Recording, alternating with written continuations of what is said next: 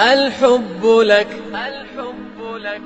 والحرف لك والشعر إن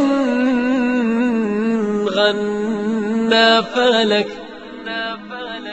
يا سيد الثقلين ما أندى يديك وأجملك.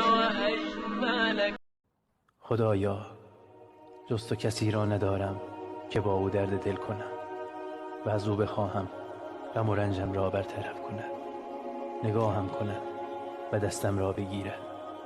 خداوندا من به درگاه پرمهر تو و به بارگاه رحمت تو پناه آوردم که بگویم بارالها من هر لحظه و هر زمان و در هر مکان به نگاه و یاری تو و به پناه تو سخت نیازمندم.